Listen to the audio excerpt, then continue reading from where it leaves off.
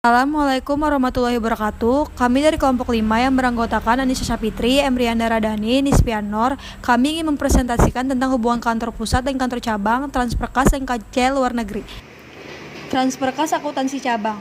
Transfer antara kantor pusat dengan cabang. Transfer antara kantor pusat dengan cabang-cabang menggunakan akun home office yang setara dengan akun modal digunakan untuk mencatat kas, barang, dan jasa yang diterima dari kantor pusat. Sedangkan kantor pusat menggunakan akun branch atau investment in branch untuk mencatat semua pengeluaran yang dikirimkan ke kantor cabang. Kantor cabang di luar negeri. Ketentuan-ketentuan umum untuk menjabarkan rekening-rekening mata uang asing ke dalam rupiah di Indonesia telah diatur dalam Standar Akuntansi Keuangan (SAK) pada setiap tanggal neraca, yaitu 1. Pos aktiva dan kewajiban moneter dalam mata uang asing dilaporkan ke dalam mata uang rupiah dengan menggunakan kurs tanggal neraca. 2. Pos non-moneter tetap harus dilaporkan dengan menggunakan kurs tanggal transaksi. 3. Pos non-moneter yang dinilai dengan wajar dalam mata uang asing harus dilaporkan dengan menggunakan kurs yang berlaku pada saat ini tersebut ditentukan. Apabila kantor cabang berada di luar negeri, maka masalah khusus yang dihadapi menjadi semakin kompleks. Masalah ini timbul karena kurs suatu mata uang terhadap mata uang lain selalu mengalami perubahan. Di dalam menjabarkan laporan keuangan yang disajikan di dalam mata uang asing ke dalam mata uang domestik tersebut terhadap beberapa metode antara lain, yaitu 1. Current rate method, 2. Non-current rate method, 3. Current non-current method, 4. Monetary non-monetary method, 5. Temporal method, dan 6. Current rate method. Di dalam metode ini, untuk pemilihan tingkat kurs, maka rekening laporan keuangan dikelompokkan menjadi dua, yaitu rekening timbal balik dan rekening non-timbal balik. Untuk rekening timbal balik, akan dijabarkan berdasarkan kurs pada tanggal neraca. Untuk rekening non-timbal balik, yaitu semua rekening yang tidak termasuk rekening timbal balik akan dijabarkan berdasarkan tingkat kurs pada tanggal neraca. Non-current rate method.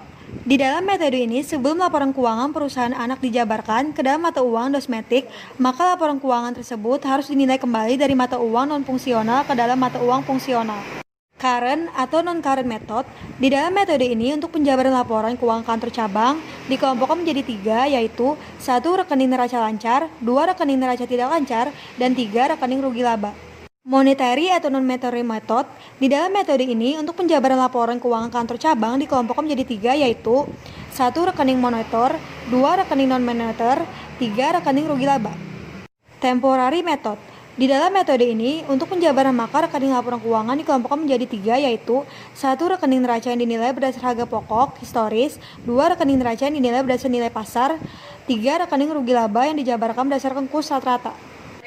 Alat beli dengan pihak luar negeri. Dalam transaksi jual beli dengan pihak luar negeri, harga bel atau harga jual barang dapat dinyatakan dalam mat uang asing dan atau mat uang dalam negeri. Akan tetapi, pembukuan terhadap transaksi tersebut tetap harus dinyatakan dengan satuan mat uang dalam negeri. Adapun fluktuasi nilai tukar dari suatu mata uang terhadap mata uang lainnya dapat menyebabkan salah satu pihak yang mengadakan transaksi akan menderita rugi atau memperoleh laba dari perubahan kurs. Di dalam akuntansi, laba atau rugi karena perubahan kurs dicatat dalam rekening selisih beda kurs. Rekening-rekening neraca yaitu 1. Aktiva lancar, 2. Aktiva tidak lancar, 3. Haping lancar, 4. Haping tidak lancar, 5. Modal saham. Rekening-rekening rugi laba. 1. Pendapatan dan biaya-biaya, 2. Penyusutan aktiva tetap. Current atau penyusutan depreciation aktivitas tetap method. Penyusutan aktiva tetap harus disusun atas dasar nilai kurs yang berlaku pada saat aktiva yang bersangkutan tersebut dibeli atau didirikan. Dalam pelaksanaan penjabaran saldo rekening-rekening pembukuan kantor cabang di luar negeri perlu diperhatikan hal-hal yang berikut, yaitu A. Kurs yang digunakan untuk menjabarkan, B. Tanda-tanda tertentu yang digunakan oleh standar internasional, C. Pos atau rekening penyusunan seyogyanya dipisahkan tersendiri di dalam laporan rugi laba cabang. Penyusunan laporan keuangan gabungan kantor pusat dan kantor cabang di luar negeri yaitu 1. Atas dasar laporan keuangan individu dari cabang, 2. Proses penjabaran terhadap saldo rekening pembukuan cabang, 3. Apabila hasil 02 tidak seimbang, 4. Sebuah proses penjabaran terhadap saldo rekening pembukuan cabang selesai. Penyusutan aktiva tetap. Dalam saldo rekening, biaya penjualan dan biaya administrasi dan umum, termasuk biaya penyusutan alat-alat perlengkapan kantor dan gedung yang seharusnya dijabarkan tersendiri sesuai dengan kurs pada saat terjadinya transaksi aktiva tetap itu didapat. Selisih penyesuaian kurs. Laba atau rugi karena selisih penyesuaian kurs dapat diperlakukan sebagai laba atau rugi untuk periode yang bersangkutan. Akan tetapi, ada pendapat lain yang menyatakan bahwa laba atau rugi dalam penjabaran mata uang asing tersebut.